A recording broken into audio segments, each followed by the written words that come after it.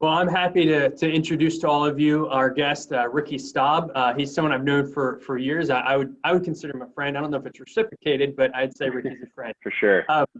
But yeah, Ricky has a different kind of story. His typical career, his career isn't typical, I should say. It's not the 9-to-5 job. He has a production company, has done film, does a lot of video-based work, has clients like Jeep, like Coca-Cola, like Comcast, like the Philadelphia Eagles. And so he has a lot of interesting interactions with these type of customers. But what type of work do you actually do with this client base? Yeah, so company's name is Neighborhood Film Company. We're a film production company. So we work with ad agencies in Philadelphia, all over the world, creating commercial content, branded content, stuff that you would see TV, social media, YouTube, you name it. If there's a screen, we can put content on it. So yeah. And you make pretty awesome content. I know I'd encourage people to go check out your website, neighborhoodfilmcompany.com. I got that right? And yeah. There's a lot of good stuff there. But you mentioned that name, but there's actually more to it, right? Neighborhood Film Company is not just about producing content for clients. It does more than that, which is one of the reasons I admire you so much, Ricky. But why don't you share what Neighborhood Film Company does? Yeah, so in 2011, I launched the company with a mission to apprentice and employ individuals returning home from incarceration. So we train individuals on the business side of filmmaking so that they can use all the skills that they learn at our company to transition into pretty much any type of work they want. That's amazing. So, yeah. So what does that look like? What's like a success story from someone being employed through that or apprenticing through that? Yeah, so let's see. A good story would probably be an apprentice a few years ago, Marvin. It's a good Philly story. He joined our apprenticeship or was elected. We have a pretty rigorous recruitment process. We partner with some federal judges in Philadelphia. When Marvin came on to our apprenticeship, he, like a lot of apprentices, actually didn't have a strong desire to be in film production. And that's totally okay. We're not limiting to that. But he had a really strong desire to be a part of commercial real estate. And so, the first half of his apprenticeship was really just building up hard and soft skills, whether it was communication, emailing, being in a meeting, setting up meeting, coordinating teams, you name it, anything and everything that makes you successful in most places of employment and for career development. But then the back half of his apprenticeship, we devoted mostly to setting up meetings inside Philadelphia and even beyond with individuals that were part of the commercial real estate community.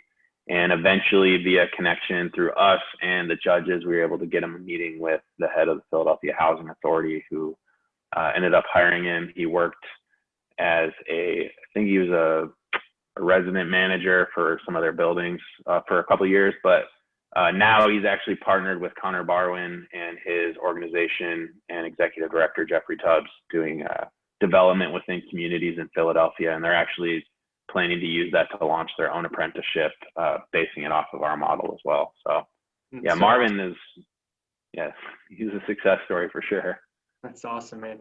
Yeah, it's so cool. And I think there's also, I'd love to point out that you did a great TED talk on this. I listened to it and you really kind of dive deeper into this issue and what it looks like and how you've played a role using this platform you work from, which is awesome. And one of the things too, you don't just do commercials, right? You also have created a feature film that's coming out or was you recently done.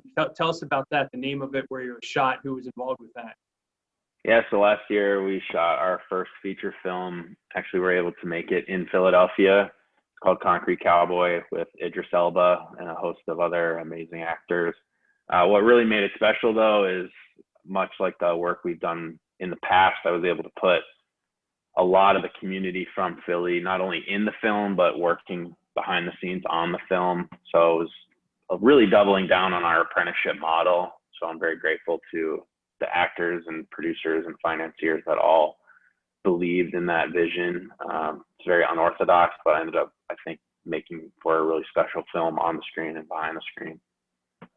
That's awesome, man. I look forward to seeing it. I heard from a producer that's pretty well known, a filmmaker, Dan Lin. Apparently he's screened this, and he's the same guy that created the Lego movies, the Sherlock Holmes movies, some of my personal favorites, the Disney's Aladdin, among many others. And he got to see this, and from what I've heard, he liked it. So that's a good thing, right? And that's a plug you want. So I look forward to catching that when it comes out in full release.